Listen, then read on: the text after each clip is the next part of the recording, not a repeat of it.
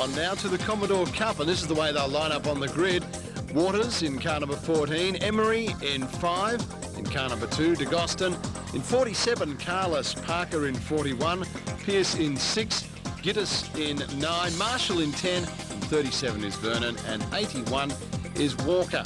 So we're all set for the Commodore Cup on the grid and set for a start.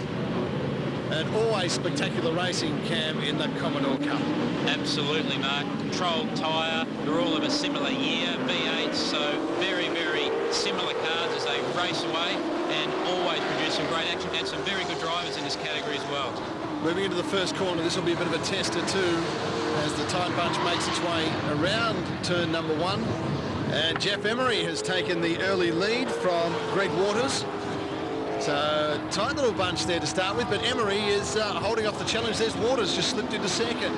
Looked like De Gostin was going to take second there for a while. We've already seen Christian De Gostin running in the future touring categories, having a run in the Commodore this weekend in a car actually owned by Dave Gittes, who's having a run himself, and it'll be interesting to see how he goes. Right across the curve over the dog leg. These cars really move around. I suppose they're a bit like a high-powered HQ, really. And a great move on the corner there from De Gostin in the Strathfield V8 Commodore. Has slipped up into second place now and has pushed Waters back into third place.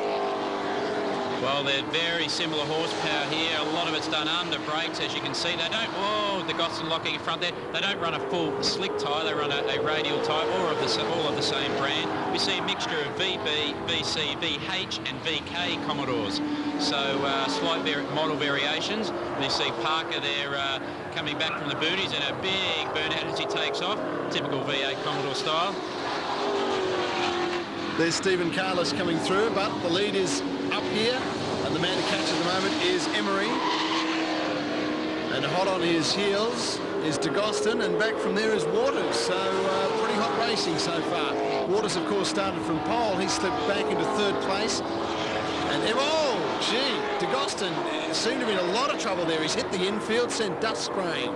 I'm sure there was contact there. Yep, you can see the back of Emery's car there, and he still got through. Well, I tell you, this is absolutely cut-thrust racing. You see the front of De Gostin's car stoved in, and Waters should be able to capitalise on this. De Gostin went very late under brakes there, and they are quite a heavy car, so they would move around quite a bit under braking. It's still Emery, De Gostin and Waters. Emery holding the inside as they come down into the left-hander, so very defensive line there. Can't afford to leave a gap in this category at all. The cars are so even, and the guys will take any gap that they can find and throw it down the inside, as you saw De Gostin trying on the last lap, and they're 3 wide this time into turn 1. The field breathing down Jeff Emery's neck in car number 5. Emery doing a pretty good job of it so far too. Oh! De Gostin got forced wide there, Mark. He certainly did. Still gathers it up to slot back into third position. So very fortunate to maintain that third position. And Steve Carlos actually moving now right up into second spot. So he's come right through the pack, and hopefully he can get away from De Gostin. But De Gostin's going to have a look down the inside. He's left the hole, and De Gostin goes straight back up. Says thank you very much. And meanwhile, while these 3 are scrapping, Emery is actually cleared out in front, just the gap he needs. So De Gostin in second place now, Carlos in third, and Emery comfortably out in front. Gee, I tell you, there's going to be tears in that first corner, I think. There's sort of a couple of them are leaving holes, and they're all lunging under brakes. The cars are moving around.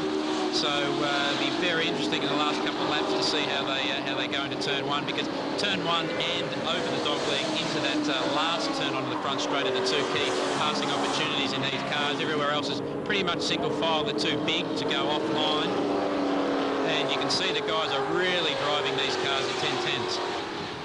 So Jeff Emery still out in front from De Gostin, who's moved into second place. Great duel there for third at the moment. And there goes through Jeff Emery. Well, he's virtually unchallenged at the moment. Looks like Waters holding the inside as they come down into turn 1, and Carlos around the outside. Oh, there's brake lock-ups there again. So they both file through. Oh, it's very, very close at the front. Waters actually in a VH Commodore, Carlos in the older BC model. Well, Greg Waters started from pole position, so he'll be very keen to move back up through this field. Won't like being down a few places at the moment. Look at DeGoston right up the inside. There's really no room there, so he files back in. Emery shuts the door, but DeGoston is hungry for a win here, and he probably started as one of the favourites. Had a full season in Commodore Cup last year, so he's very experienced with these cars and also getting plenty of miles at the moment driving in the future tours as well. Jeff Emery still leads them, but a great tussle here in turn one between DeGoston and Waters. Is Waters going to get around? No, he won't. And DeGoston holds on to second place, but is certainly under threat. He certainly is, and it's a long way around at turn one to go on the outside there. You tend to get onto the marbles, lose grip, and DeGoston sort of forced him out wide, was entitled to do so, didn't run him off the road, but kept his line, and Waters slots in behind. But look at that, 1, 2 and 3, absolutely nose to tail. DeGoston's gotten up the inside of the curb. He's That's got very cheeky. Door handle to door handle, look at that. He's got him. And has pulled it off. Well, there was contact, but it didn't end in tears. But I tell you, Emery has lost 2 positions, first straight back to third. Yep, Waters has got by as well. So now it's DeGoston, Waters and Emery. And Carlos back from there. And it's not over. DeGoston's forced. Oh, he's been touched. Oh, he's lost 2 more spots. So Emery's got his own back. So Jeff Emery has recaptured the lead on the last lap. We're closing in on the checkered flag. And this has been a titanic struggle. It is Emery, Carlos, Waters, DeGoston. What a shuffle. Well, DeGoston sort of squeezed Waters out there, but at the same time left the hole, and Emery took it, gave him a tap, but he got through. Very interesting. I'll tell you what, nose to tail action. So Emery will take the checkered flag in the Commodore Cup.